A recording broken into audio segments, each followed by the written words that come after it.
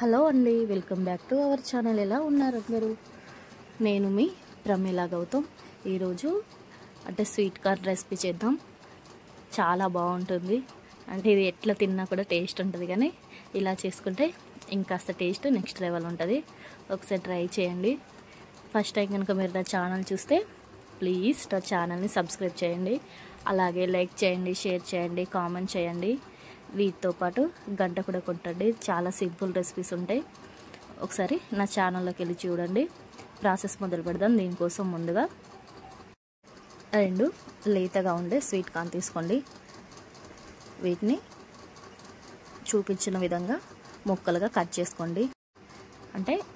ఇష్టం ఉంటే కట్ చేసుకోండి, లేకుంటే అలాగైనా సరే ఉడికించుకోండి. స్టవ్ వెలిగించుకొని ఒక గంజు పెట్టుకొని తగినన్ని వాటర్ పోసుకోండి.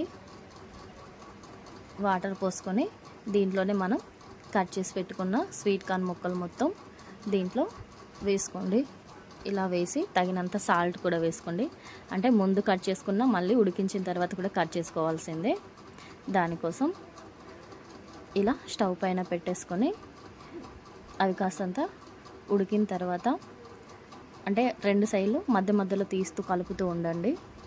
ఇలా కలుపుకున్న తర్వాత ఇవి ఉడికిన తర్వాత అవి మంచిగా తొందరగా బాయిల్ అయిపోతాయి. అలా బాయిల్ అయిన తర్వాత తీసుకొని వేరొక బౌల్లో వేసుకోండి.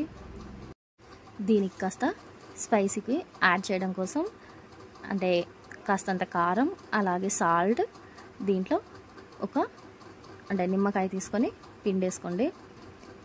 దీంట్లోనే కాస్తంత ఆయిల్ కూడా వేసుకొని మొత్తం మిక్స్ చేసుకోండి. ఇలా మొత్తం ఇప్పుడే మిక్స్ చేసుకోవడం వల్ల ఆ పీసులకు స్వీట్ కార్న్ పీసులకు బాగా పడుతుంది. మనం నిమ్మకాయ పిండినాం కదా, టేస్ట్ అనేది ఏర్పడుతుంది. ఇలా ఒక్కో దాన్ని తీసుకొని వీటికి మొత్తం ఆ కారం అనేది మొత్తం అప్లై చేసుకోండి. ఇలా అప్లై చేసుకున్న తర్వాత ఒక 10 నిమిషాల పాటు రెస్ట్ ఇవ్వండి.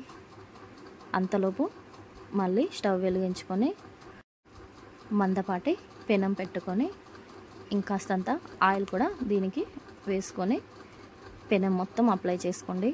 ఆయిల్ కాస్తంత హీట్ కాగానే మనం స్వీట్ కార్న్ ముక్కల్ని దీంట్లో ఒక్కొక్కటిగా వేసుకోండి. చాలా సింపుల్గా చేసుకోవచ్చు.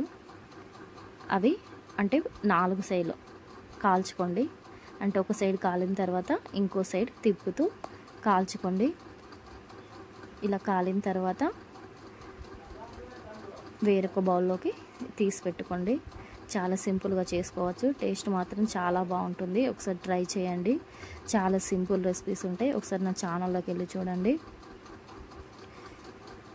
ఇలా చూసారు కదా, 4 సైడ్స్ ఇలా కాలాయో. ఇలా కాలిన తర్వాత వేరొక బౌల్ వేసుకొని కాస్తంత నిమ్మకాయ పిండుకొని తిన్నారంటే టేస్ట్ మాత్రం చాలా బాగుంటుంది.